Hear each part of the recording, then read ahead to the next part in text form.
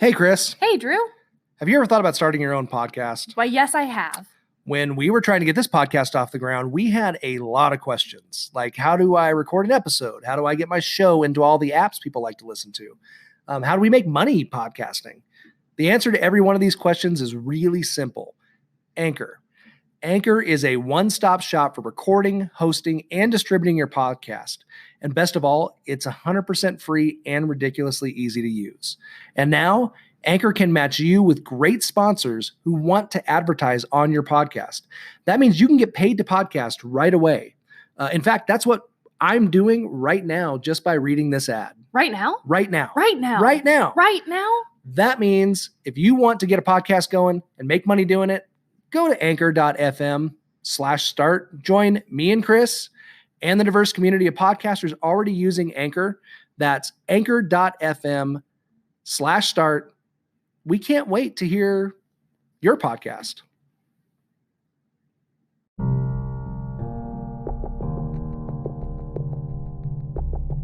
What makes you afraid?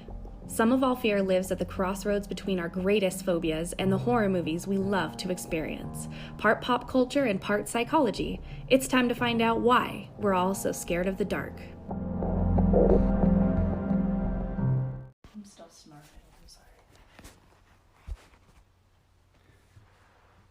It's okay. I've completely fallen off the wagon now. It's not my fault.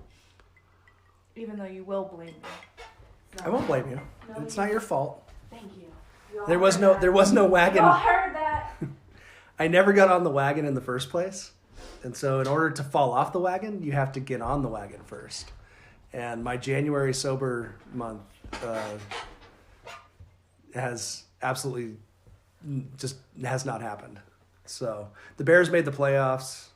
There's lots of cool shows coming up. There's no way that I'm not going to have a few drinks here and there. So I decided to abandon the concept of getting on the wagon. I'm very proud of you for finally admitting it. It's the first step to true recovery. It was a done deal before it started. Surprise, surprise. So I'm sitting here with my I've got my Manhattan, got my Rebel Yell whiskey. I've got I got some new bitters to put in my Manhattan, and I'm happy. It's good. What are you drinking? All is well. Well, I have two mugs tonight. One is a mug of elegant chai tea that says keep calm and drink coffee on the outside. And the other is a mug cake, my new best friend. None of those have alcohol in them. No, 0 alcohol. You did have some Okay. early though. I had some rosé You had a wine. half a glass of rosé. I'm okay with that. That's okay. That's fine. How dare you lush. I know. Please. You're just a dirty drunk. Mm. So we completed an episode. We got through episode 1. And thank you for listening if you did, because we did about 10 times ourselves and we know how rough it was. Yeah, it was It was rough. It was on the rougher side. It's okay. It's okay. We got through it though. We broke our cherry. You gotta fall down to learn. Broke our podcast cherry. So Right. you know, we definitely went back and went, oh shit, we didn't say this and we didn't include this, and Well, we got a little like When you confused put it over here. When you put it in a sex metaphor, they'll have to come back in 20 years before we're any good. True, absolutely true. You're never any good for the first 10 years at least. Please. So we've got a ways to go before this is going to turn into to something worth listening to, right? But I'm very excited about episode 2. I think we both were so excited about this episode compared to the last episode. Yeah. That we've only gone what has it been 2 days since we recorded the first one, and we're like, oh my gosh, this one's going to be so much better. I'm so excited. Well, because you listen to it and you see all the holes in it, and then people give you feedback, and it's really relevant. You go, oh, I want to do that better, and so you want to kind of jump back on it. Well, not just that, but I think our topic for this one is so much better than our first one. And there's a lot more. Not that there was anything connection. wrong with the first one, but this one is much more focused. It's much more. Darkness was so broad. It was a broad one, And I didn't get to bring up, I'm a religion major, I'm a theology major. Right. I didn't bring up light and dark in religion at all. Like, I didn't talk about any of those. The significance of that. Yeah, there was so many things that I missed. And honestly, it's about, we want to tie in horror movies, and literally I could not think of like a horror movie to land on. Well, you kind of blanked, or you just went across the spectrum. I went through so many of them. We talked about 30 Days of Night, we talked about Blair Witch Project and all those, but this phobia, I've got one movie that we are going to we're going to break it down. You made me watch it, y'all. Yeah, I'm going to make her watch every movie that we focus on, because that's my goal. My goal is, in this podcast, we're gonna talk about the phobia, and then we're gonna break down one specific movie. We might talk about a few other movies, as well, mixed in, but it's gonna be focused on one movie the majority of the time, so we can really dive in and analyze a specific movie. I think that'll be a lot more fun, because that way you and I can watch it. We can kind of absorb it, and soak it in, and then we can. Give me any time to soak this one in. This one was crazy. I know, we just finished watching it Hitchcock. like 10 minutes ago. It was a good idea, though. This one, being the second one, it's also very relatable personally. So as soon as I found out that this was the topic, I kind of was like, oh, crap, I can tell so many stories about this. Yeah, both of us have some personal stuff connected to this phobia, so that'll be a fun one. Yeah. So I'm Drew, and this is my wife, Kris. Hello. I know we're 5 minutes in already, but I just wanted to give a quick introduction. We are married.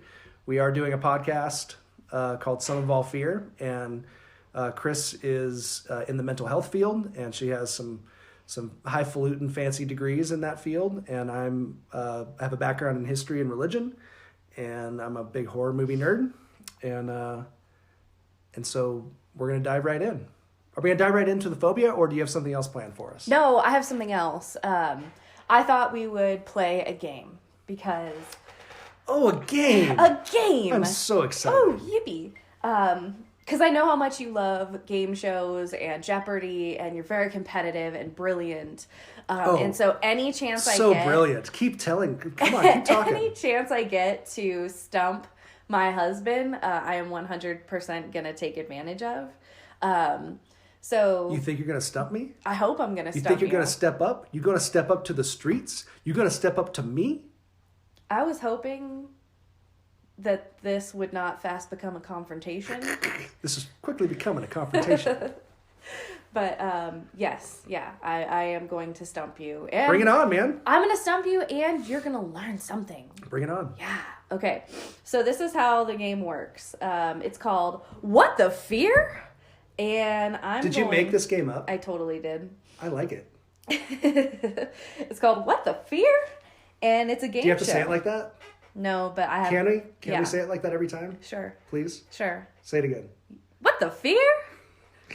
You say it now. What the fear? There you go. Okay, you have to say it like that. I like it. Okay, so I'm going to give you a phobia, and you have to tell me what that is a fear of, okay? So I'm going to give you... And these are probably not ones that we're going to address, or they might come up at some point later on. They might come up tangentially later on, but for the most part, I have picked ones for this game show that are not on our list. So they should be unfamiliar to you, but with how much you know about root words, I wouldn't be surprised if you got a couple of them. So let's see how much you can piss me off. All right, let's go. Bring it on. Bring it on. Okay. So the first one, chiclelophobia. Chiclelophobia. Chiclelophobia. Can I get spellings? Yeah. Would you like to buy a vowel? Can you use it in a sentence? Okay, I'll give you the spelling. I'm not going to use it in a sentence. I can barely say the word once. Okay, Chiclelo phobia. Chiclelophobia.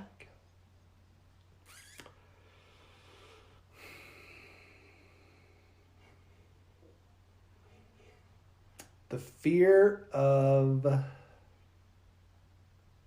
water. The fear of being underwater. Damn, that was loud. I know. You just blew everybody's eardrums out. I know, I'm sorry. That was really loud. The sound, it picks up sound really easily. I am sorry, everyone. No, that is wrong. The correct answer is the fear of chewing gum. Huh. Oh, that makes sense. Like chiclets. You know, I almost went there. I almost went there too, damn it. I thought I almost went there. Yes, I'm one for one. I don't even know why I went with water, except for I was thinking something about Chicago and the root being some Indian word related to marshland or water or something. I don't know. You were so off. Way off. I'm 2 whiskeys deep now, all right? I'm off the wagon. You're never on the wagon. So, guess which celebrity has a fear of chewing gum? Oprah. Really? Oprah has such an extreme fear of chewing gum that she forbids it anywhere near her studio. And she's gone so far as to become so enraged at the sight of it that someone had left a piece of chewing gum around, that she threw the dinner plate that it was on against the wall. Well, whatever planet she's from, like I parked her car once in when I was valet parking. Oh, this is one of cars. those fake stories? This is a true story. No, it's a true story. Her driver pulled up, a bunch of her ladies got out, and they all went into lunch at a restaurant I was working at in Chicago. And they gave us $100 tip just to tell them where to park, which was pretty cool. But I swear to you, her head barely fit through the door. I don't know what planet she's from, but people should not have heads that big. Oprah's head is... There are other planets revolving around it. There's something wrong with that. People are listening right I'm just saying. Nothing... She was now we'll never be on the O Network. She was a very nice lady, but giant melon. Giant melon. All right, what's the next one? You are harshly judgmental, too. Are we just doing one, or are we doing multiple? No, I have 3 for you. Is that okay? Yeah, let's keep going. Okay. Okay. The next one. Omeliatrophobia. Spell it, please. Omeliatrophobia. Omeliatro phobia. What the fear is this? I don't know why you like that so much. Omeliatrophobia. Omeliatrophobia. Omeliatrophobia. Omeliatrophobia.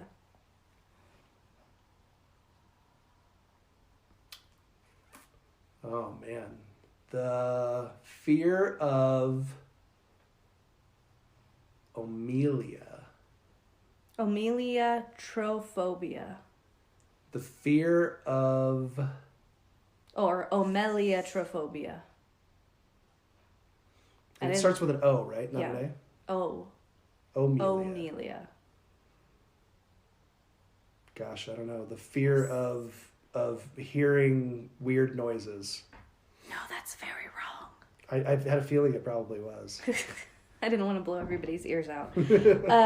No, this is the fear of talking food. Anthropomorphized food.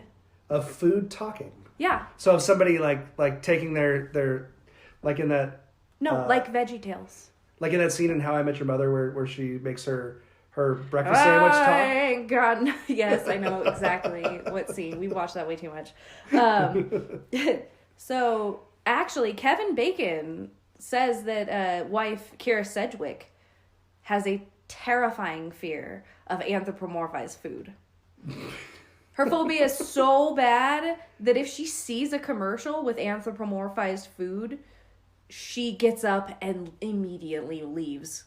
So would like Mr. Peanut be a problem? Yes, anthropomorphized food. So any sort of anthropomorphized food. So any food talking. Anthropomorphized food. Yeah. That's I'm correct. That's quite funny. All right, let's get to the last one. Okay. Let's move this this ship along here. All right. This one, if you don't get, I'll be surprised. Ready? Ovophobia. Ovophobia. The fear of sperm?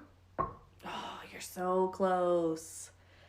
The fear of eggs. Oh, see, you were I knew. in the vicinity. Not necessarily like ovary eggs, but just eggs in general. Eggs in general. That makes sense. I was right in the same ballpark. I was thinking ovaries and eggs. And that was a really good attempt. I'll give you that. So this phobia, spermophobia or something like that would probably be spermatophobia. Pretty similar, yeah. So this phobia hits really close to home with our director for our the movie later today, on, yes, that we haven't announced yet. Yeah, I keep looking at my phone, and so I keep getting distracted. We haven't talked about it yet. Well, you did kind of give it away already, but that's did. Alfred Hitchcock was really terrified of eggs. He was once quoted as saying, he looked like an egg, so maybe that was the problem. He was once quoted as saying, "That white round thing without any holes. Have you ever seen anything more revolting than an egg yolk breaking and spilling its yellow liquid?" Well, as we will discuss later on, Hitchcock had some severe pathological, psychological problems. He had some stuff going on. I think overall, in general. Yeah, he had some stuff going on. So, all right. Wonderful game. Thank you. Thanks for playing. What was the title of it again? What the Fear? I like it. I hope it's a recurring segment on the show. It better be. Only if fans request it. Fans? All 3 of them? Mm-hmm. All 2.5 of them? Let's talk about our phobia today. Let's talk about our topic. Okay. And our topic today is acrophobia, which is the fear of heights. Also a very common fear, but one that I think is not quite as crazy broad as the one we talked about in the first episode. It comes from the Greek word akron, and akron means a peak or summit or edge, height. It has to do with kind of that peering over, being on the edge, being up at the tallest pinnacle. So that's our etymology of the word. And why don't you explain to us a little bit more about what this phobia is and what it's all about? Well, so technically it's the fear of high places and the physical sensations that occur as a result of them. It's one of the specific phobias under space and motion discomfort, and it's one of the phobias that I'm personally most comfortable with. Comfortable with because you're uncomfortable with. I'm so uncomfortable with it. There's this really awkward story of a 4th of July. Hold on, wait, let's not get there yet. Let's dig into the phobia first before we get into it, because we have a couple of really good personal anecdotes to share. But let's talk a little bit more about what the phobia entails and like what it is before we get into like the personal stuff. Thanks for keeping me on track, man. I'm trying. You're doing good.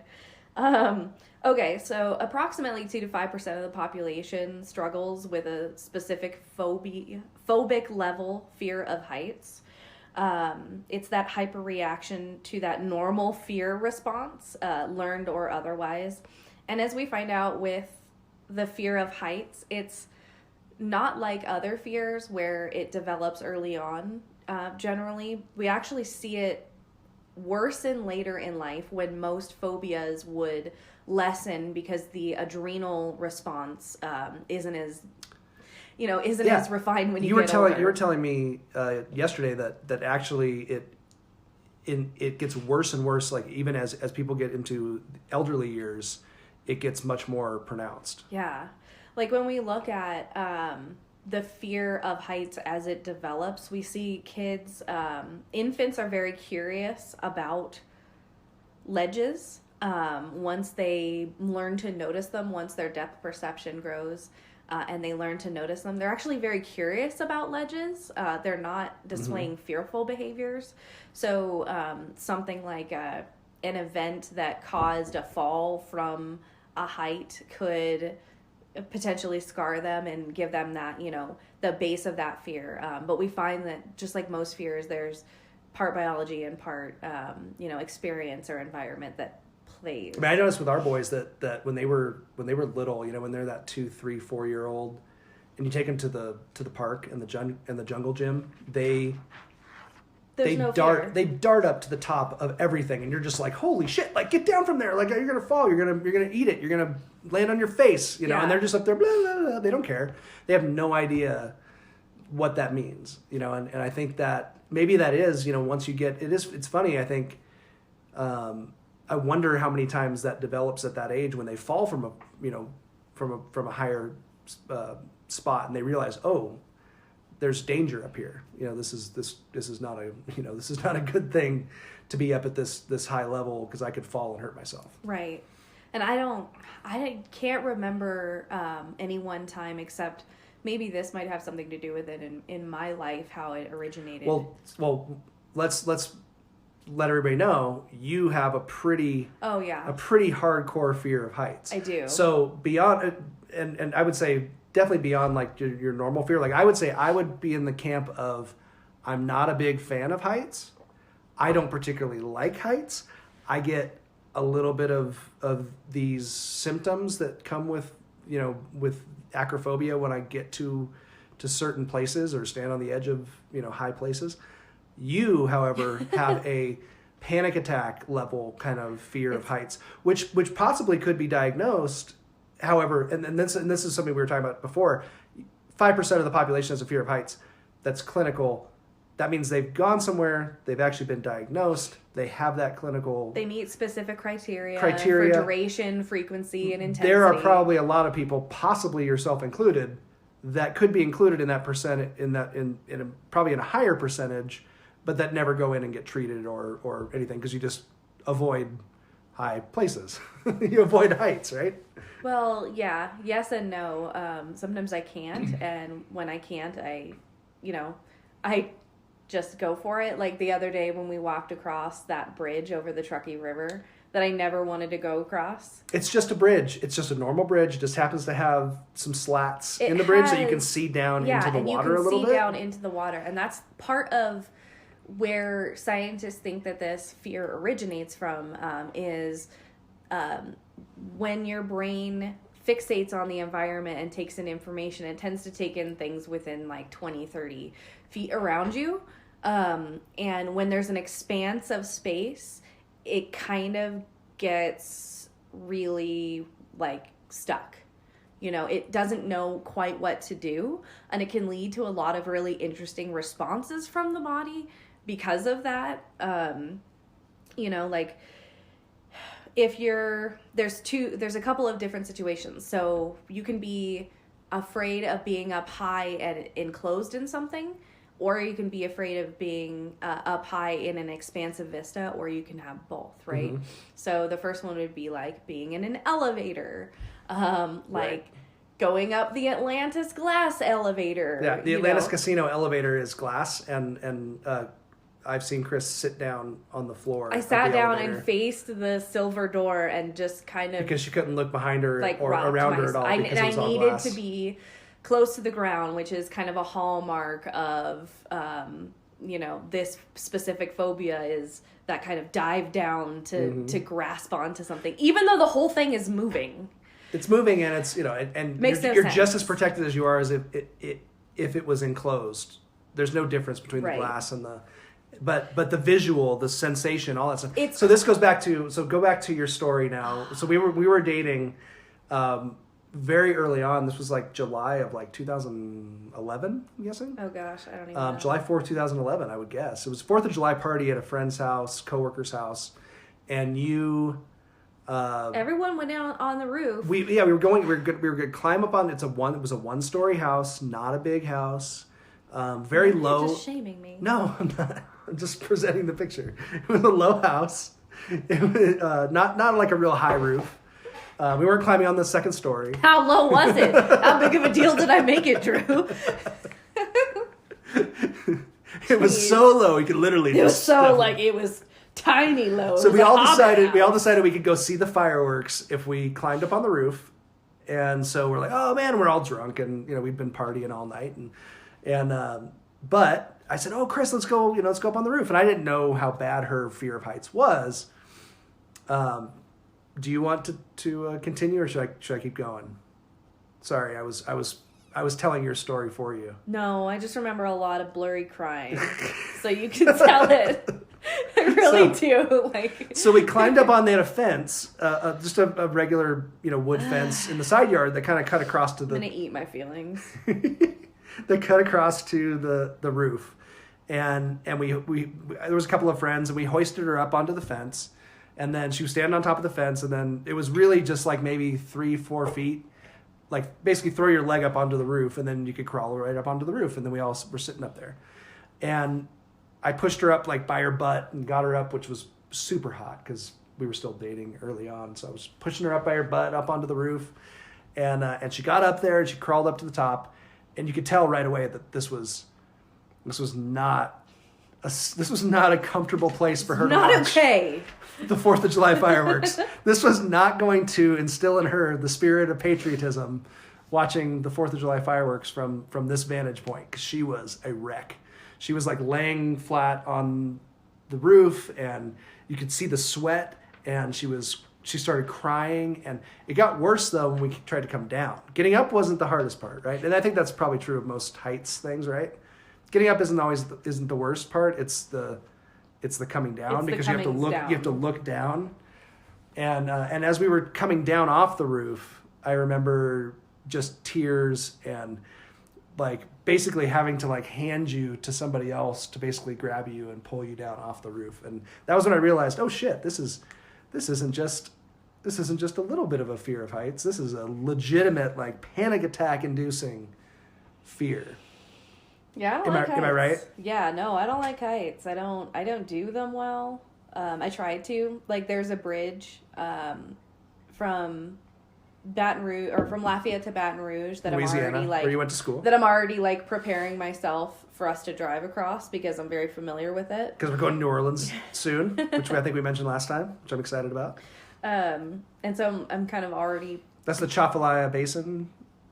No, it's the bridge that goes over the Mississippi as you get into Baton Rouge. Oh, a smaller bridge. Yeah. But higher. The Chafalaya Basin Bridge does low, not right? bother it's right me. down on the water almost. Yeah, it doesn't. Well, I mean, if you step out of the car and you look over, yeah, it's going to bother me. But if you're just cruising along, it's just all kind of trees and it looks very serene. So you don't really realize that it's a 26-mile long bridge until you're stuck on it. So there's a difference between your kind of fear, right, and my kind of fear. So my kind of fear is, I did cable for a couple of years where I installed cable. And part of doing that was climbing up telephone poles and getting up on roofs and doing those kinds of things. And I didn't realize how afraid of heights I was until I started crawling up telephone poles and realizing, like, I would actually intentionally cancel, I was one of those cable guys who probably... Canceled on you? People cussed about, because I would pull up to a house and realize, oh man, I'm going to have to climb that rickety old telephone pole that was probably built in the 1960s. See, but that seems like a legit fear. Oh, I think, yeah. I mean, I think there was definitely... Like, that's literally a concern for your well-being. But I had coworkers that, they would throw on their spiked boots, and they would just throw on their belt and hike up that thing like it was no big deal, and so I definitely have that kind of fear inside of me, but it's not like I never curled up in a ball and started crying because of it, or had a panic attack, panic, but not a panic attack. You never took your wife to a World Series game? Playoff game. World Series playoff game? It was a playoff game, not a World Series playoff game. I'm sorry. Because those don't exist. A playoff game. Sorry. I'm tired. This is way past my bedtime. You never took your wife to a playoff game and bought tickets in the freaking nosebleeds and didn't realize that how dang... Now who's shaming who? Deep those were. I really had no clue. Like, I thought, I did not have any idea. They shook. Yeah. They shook while we went to AT&T Park to see the Cubs in the playoffs. It's a beautiful park. Against the Giants. It's beautiful. It's a beautiful place. But I bought tickets up in the bleachers. The Giants up in the it's a beautiful upper park. deck, and it's so vertical. And if you've ever sat up in a lot of stadiums are built like that now, where they're just very vertical. And when we first got up there, Kris was like, "Oh shit!" Like, she didn't even know she'd get to her seat. She got to her seat, but then basically stayed there the entire time. except for maybe I think he got up once and it was an extra inning game that we ended up. It went 18 innings. No, it didn't. Wasn't it that one? 12 innings. 12 innings. It felt like 18. I don't know, but it was. But it was 12 innings. It was a long too long game for me at that height. But one of the things that, as I was doing research for this, I found out was there's this thing called proprioception. And I'm probably saying it a little disjointed, but that's because I'm trying to say it properly. Proprioception, which is the brain's unconscious awareness of where it is at in space at any particular time. So it has to do with the inner ear, the eyes, the sense of touch, smell, and hearing kind of puts everything together. And that's what proprioception is made of in your brain. And so that gets messed up when you're up that high. Mm-hmm. You know, your body's sense of where it's at in the world is incorrect because it's like ground down there, me up here, how me no fly. And then there's some people who are like, my brain is telling me I should dive off. Well, that's the thing too. So tell me about this phenomenon. So I'll lead into that. But there's this group online of researchers that did studies on mountain climbers and rock climbers who are afraid of heights and how they conquer that, like intensely afraid of heights anywhere else. But when they're rock climbing or they're whatever. fine. But they're fine when they're rock climbing. Yeah. But anywhere else they're afraid of heights? Yeah. Like they can't. That's crazy. Their brain hasn't learned to overcome it across a variety of situations. So that was really fascinating. I mean, I wanted to look more into that, but. Now, do they ever want to just dive off the rock when they're rock climbing? Tell us about this phenomenon, because I really want to get to this before we get to our movie. Oh man. Okay. So I have to pull up my notes really quick. This is going to be a longer episode. In the meantime, I don't know if that's a good thing or not. But. In the meantime, a 2012 study from the Brigham Hospital in Boston found that those with phobic anxieties displayed shortened telomeres, which are the little caps that go on your DNA that protect your DNA, which suggests that there's an influence on premature aging related to specific phobias. Really? Yes. So phobias can age you faster. I mean, stress ages you faster. It's kind so of I guess that makes sense. Okay. So there's this... Did you not include this in your notes? I didn't have time to write it all down in handwriting. I don't have a laptop. I am so disappointed in you. You and everyone else. You and your notebook. I am really. You're never going to get into Yale. You're never going to get into Yale this way. I will never get an honorary degree and speak at a Yale. No, you can get honorary degrees just for being like an actor. Oh, okay. So. Well, yeah, I cannot act, that. so let's be real. Okay, anyways. So there's this phenomenon that occurs in high places called the high place phenomenon. And it's this fear that many report when they're up high. They have a fear of being up high because they feel strangely pulled to jump. Not like suicidal. Like these folks, they did studies and, They're not suicidal in any other area of their life. They're not depressed. They're not... half and half when they did the study of people with phobic disorders, exactly what you would think of. About half, had suicidal thoughts and the other half hadn't, right? But not all had this MPP, or HPP, I'm sorry, high place phenomenon. They feel like they might lose control of themselves and just...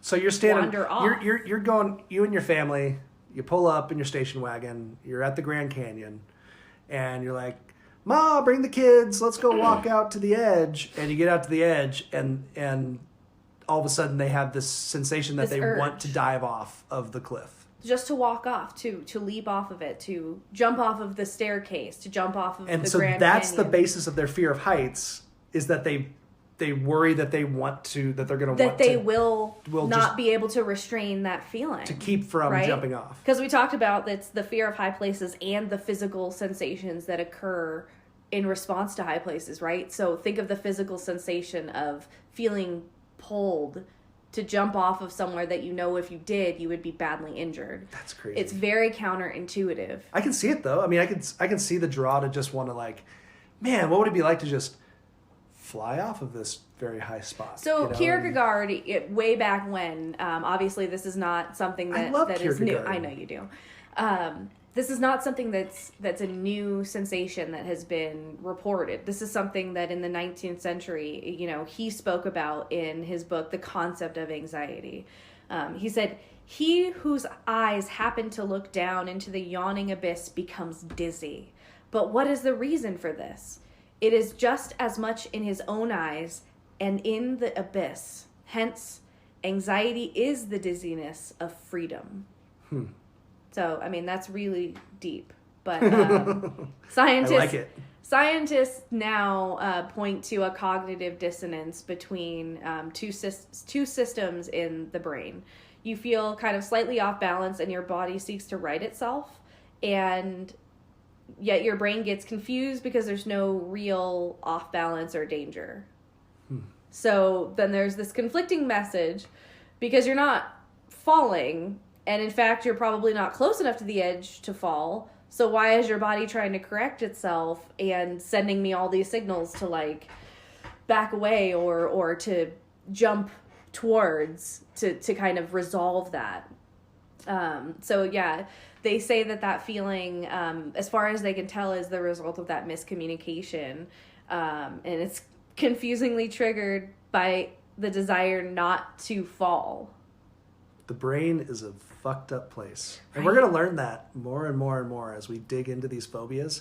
Just how messed up your brain is, folks. Like your brain is a really scary, dangerous place. There's all kinds of crazy shit that's going on in there. What's really crazy is that phobias occur,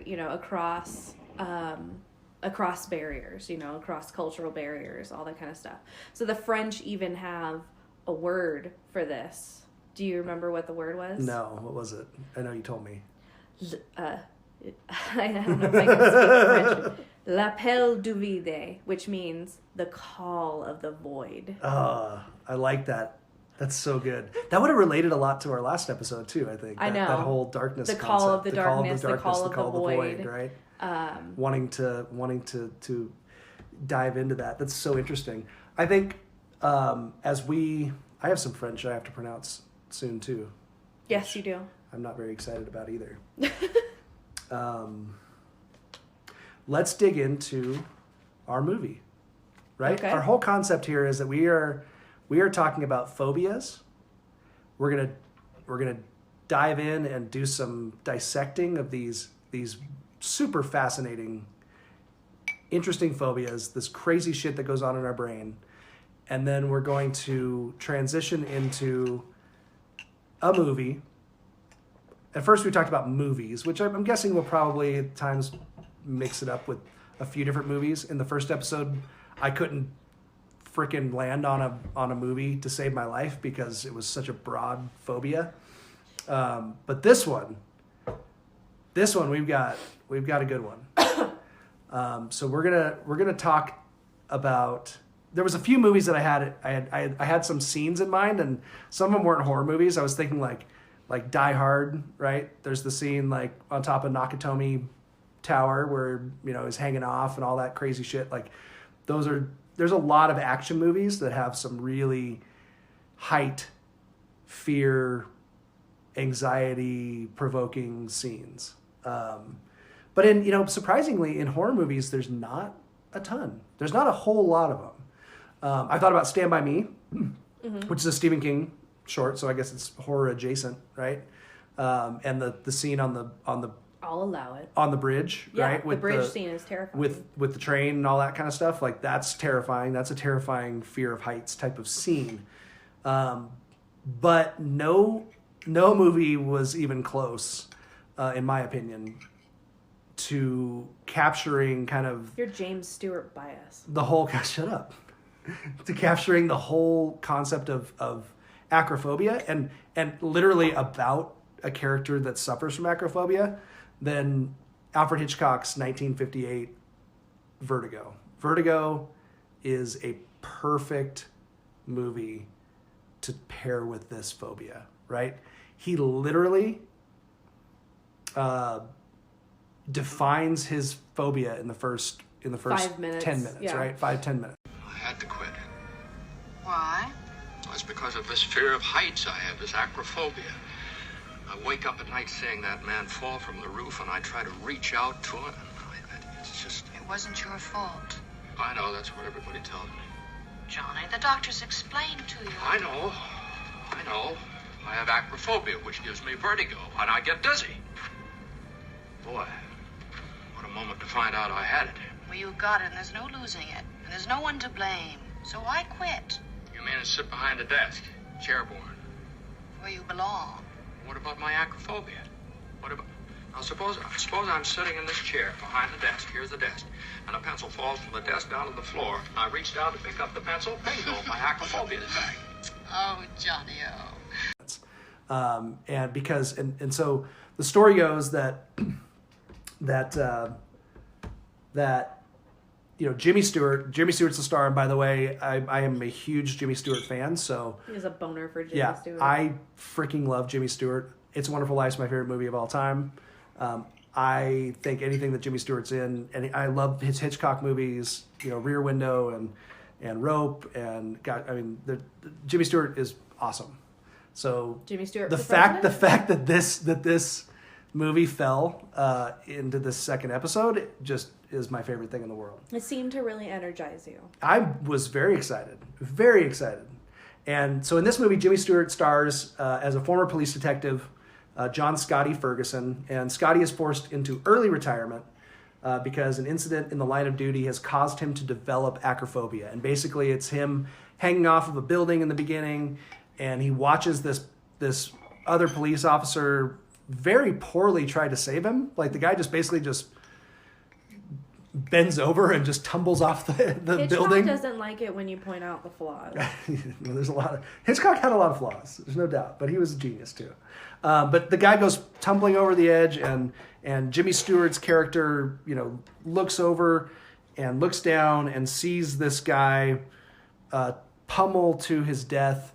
And then we see this amazing, what's called Dolly Zoom, which was Hitchcock's, which was first used in Vertigo, and later it was used in Jaws. It was used in Goodfellas. It was used in a lot of big movies, and it was a camera technique that basically disoriented you and made it look like the ground was farther away or something was disoriented, in the distance. And in Vertigo, it was used expertly. It was such a cool effect.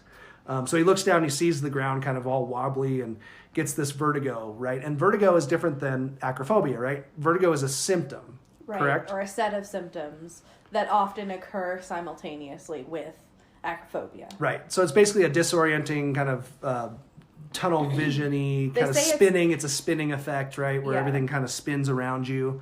And so that's kind of the basis of his acrophobia. And so Jimmy Stewart then goes along, and he's got this extreme fear of heights now, and this rotational kind of spinning vertigo. And then Scotty is then hired by an acquaintance of his, an old friend from college, that hires him to go follow what he thinks is his wife. Spoiler alert, by the way. We're going to spoil movies all over the place in this podcast, just so everybody knows. And he follows her for a while, and then ends up falling in love with her. And then there's this scene where they end up at the top of a bell tower at I believe it's the San Juan Bautista Mission in San Francisco, because it all takes place in the Bay Area in San Francisco. And he's chasing this woman up a staircase, and they get to the top.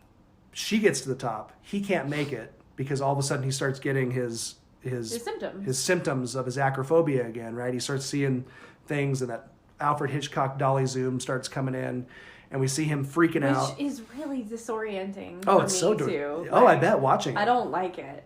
And anyways, so she ends up dying or jumping off the top of the bell tower, and he realizes that it's his failure and his phobia that has caused the death of this woman, because he wasn't able to go up and rescue her before she committed suicide or dove off the thing. And then we go into this whole mistaken identity, Alfred Hitchcock twist type deal.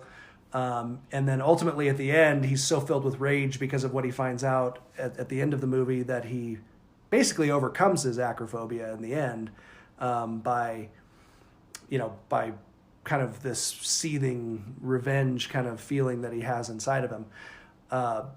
But what's so cool about this movie is it really is so centered on the fact that he has this debilitating thing that came about from a traumatic experience, right? Jimmy Stewart has this thing that came about because of this thing that happened in the line of duty, and it has affected now his whole life, right?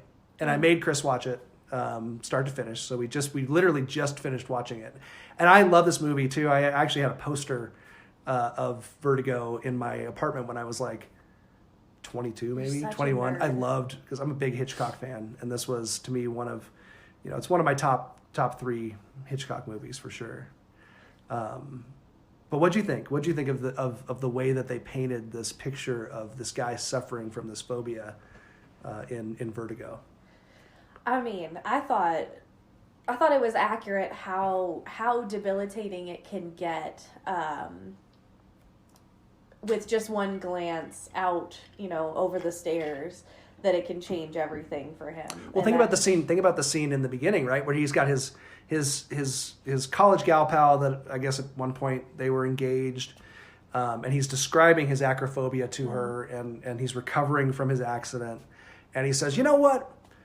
I'll just get up right up there on that. I'll get up on that there stool, and I'll just gradually work my way up, and I'll be fine." That's my Jimmy Stewart, by the way.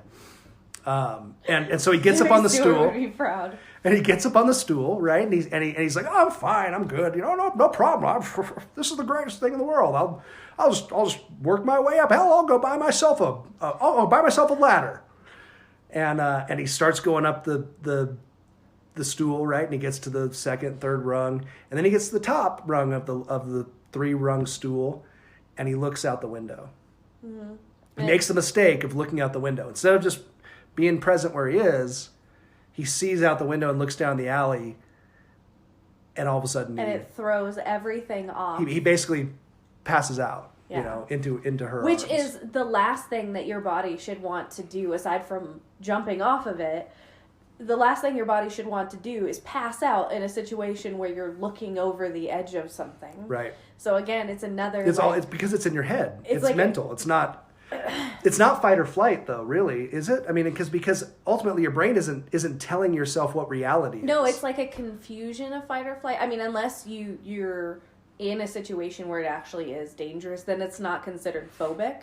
It's just, I'm up somewhere where it's really dangerous. Remember, phobia is over time. It keeps happening. It keeps worsening.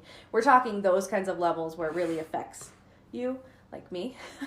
And yeah, at that kind of a level, what was I talking about? Well, and to bring it back to where he was talking about the stool thing, right? Where he was gradually moving up.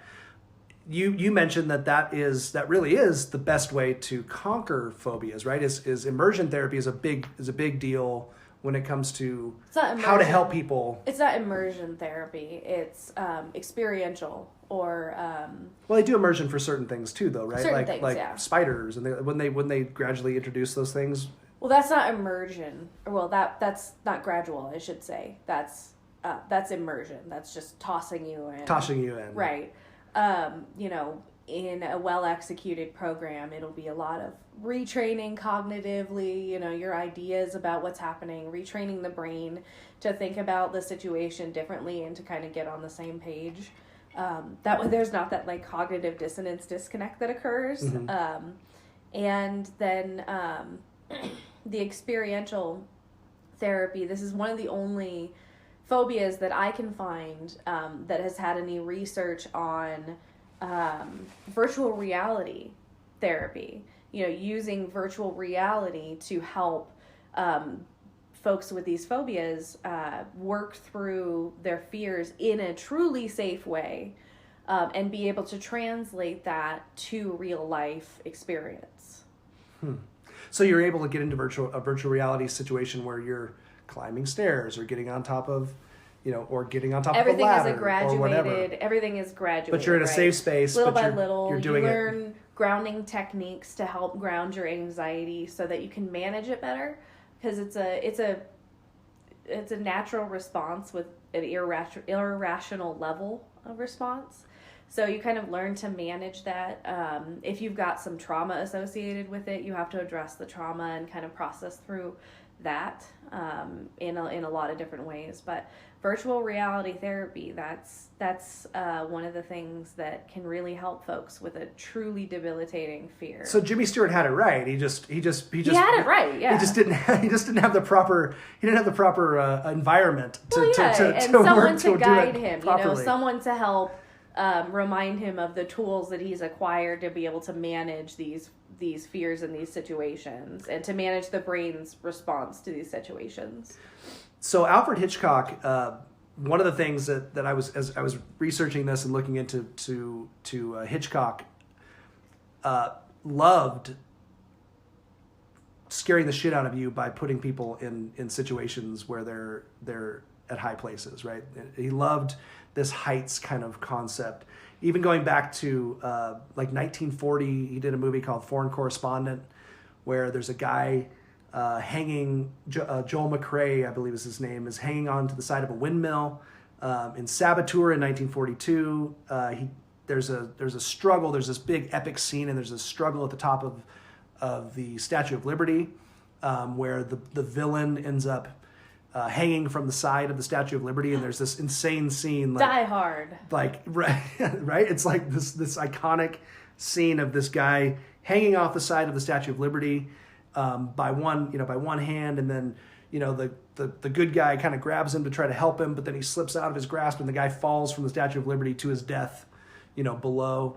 Mm-hmm. And then really famously in North by Northwest, which actually came after Vertigo, there's a scene with Cary Grant and Eva Marie Saint where they're being chased through woods, and they get to this point where they can't run anymore, and they realize they're at the top of Mount Rushmore, and they're standing crazy, like top of the heads of the presidents, and they end up having to climb down the heads of the presidents, hanging on for dear life, at a couple of spots, and then looking down below them and seeing the ground way down below. So Hitchcock really, really liked to use this concept, and which is funny because, like I said, horror movies haven't really used the fear of heights all that much. You don't see it. It's a very common fear. Yeah, and you would think it would be used more often. And Hitchcock, and Hitchcock in general, loved to prey on our psychological issues. And there was a lot of Freudian stuff with Alfred Hitchcock too. And in fact, he once said that the best way to get rid of my fears is to make films about them. Mm-hmm. So it makes you wonder what kind of psychological issues he had going on. We clearly know he had some Oedipus stuff going on. There was some Oedipal stuff going on with Hitchcock, no doubt. We see it in Psycho. We see it in the way that he treated his female leads. We see it in so many different areas in the way that he talked about femininity and versus masculinity, and there's a lot of problems there in the way that he did his movies. But you can see his pathological kind of psychological issues kind of flowing through those things, don't you think? That's also why he was so creatively brilliant and able to hit home on so many of our tenderest places in terms of he tapped into him, right? He tapped into that psychology. He tapped into our innate kind of fears on a level that I think that directors had never, definitely before him, had never really done before. He certainly hit on things in all of his movies that were, these types of things, these phobias, these things that make us more afraid in our brains than traditional horror, right? It wasn't some slasher. Monsters. He didn't have a lot of creatures. It was the creature that looks just like me, the mm-hmm. human, or it was the normal creatures around me. Suddenly they turn, or I'm sure you could go on with a million examples. Well, Psycho, right? I mean, the most iconic scene in Psycho. If you ask people, right? Shower scene. If you ask people about the shower scene, they will tell you they saw Janet Leigh getting stabbed. They saw the knife going into her skin. It never happened. That whole scene was all him using that the way that he did his camera, the way he did everything. It was all in your head. You never saw the actual murder. You saw the blood. You saw, shadows. You saw all kinds of stuff. Filled in the but blanks. Your brain filled in the gaps, right? There's a similar scene in Texas Chainsaw Massacre. All those things are to psychological. show you like how badly our brain fills in the gaps. Oh yeah, absolutely. But the point is that I think he definitely used these types of fears, right? Like the fear of heights is a fear that again, you said 5% have a clinical phobia, but there's probably 70% that have like a genuine don't like to stand on the edge of a cliff. In any movie theater, at least 70% of that room will get uncomfortable at the if thought. They see that, if they saw that. And if you can just set somebody a little on edge, you've done good work so far. Now you just have to build to that the crescendo. Well, I recommend reading. There was a really good article in Psychology Today, which is one of Kris's favorite publications, about Vertigo specifically, called The Most Psychological Film of All Time. And so I would recommend checking that out. We'll post it up on our Facebook page and link you back to that. I think it's a really cool article. It basically goes into why Vertigo is now considered. It's actually now considered by a number of big critic lists as the greatest film of all time. It actually in Sight and Sound, which is a big British film magazine, it overtook Citizen Kane about 6 years ago as considered the greatest film of all time. So there's something there. There's something that in his filmmaking and the way that he created these scenes of just terror, where Jimmy Stewart is experiencing these just crazy phenomena, right? When you talk about Jimmy Stewart, it's just so high up here. I'm just so scared of the heights. Oh. I'm so scared. I'm gonna fall. Oh, Madeline, come here, Madeline. I'm not Madeline. Yeah, that got real. You're Judy. I'm Madeline, Judy. Carlotta. Oh, now you look like Madeline. Madeline, Carlotta, Judy. She was 3. It gets a little confusing. No, it was really weird. And then he got really obsessive, and they got very uncomfortable there for a little bit. No, Jimmy Stewart. No means no. You know what's funny is you don't dress people up like your dead ex. That's the only way that he could touch her, was if he looked like the dead girl. Hitchcock talked about tapping into his own feelings about necrophilia in this movie. So there you go. That's gross. On that note, once again, bringing it back around. This is what I do, bro. You've been married to me for 5 years. You should know this. We went 15 minutes longer than episode number 1. Does that mean we're doing better or worse? We went longer, but was it good? I don't know. I feel better about it. I feel like... See, I feel more about it. I feel more focused. I feel like You wouldn't feel good about it no matter what. That's just true. you.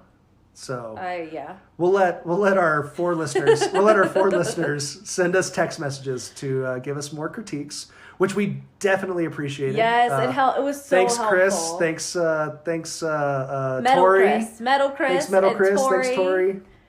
Thanks, Billy. We got a few. What about your cousin? If you got my cousin Brent. Brent? Yeah, Brent will be listening.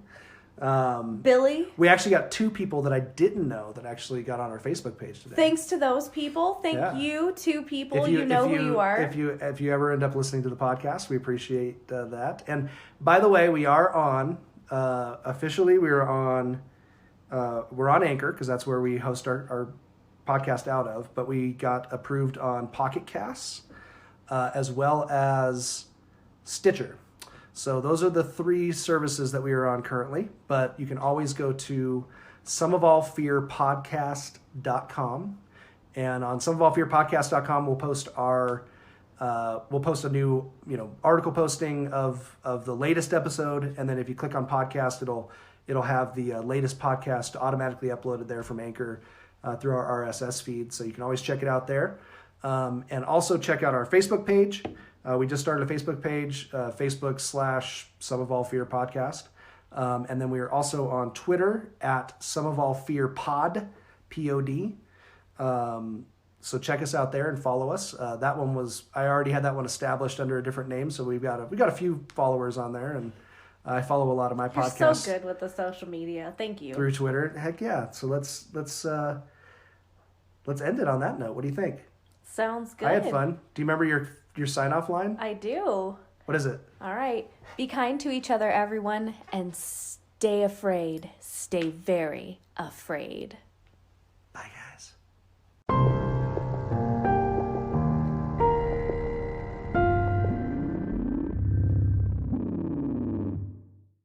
The podcast you just heard was made using Anchor.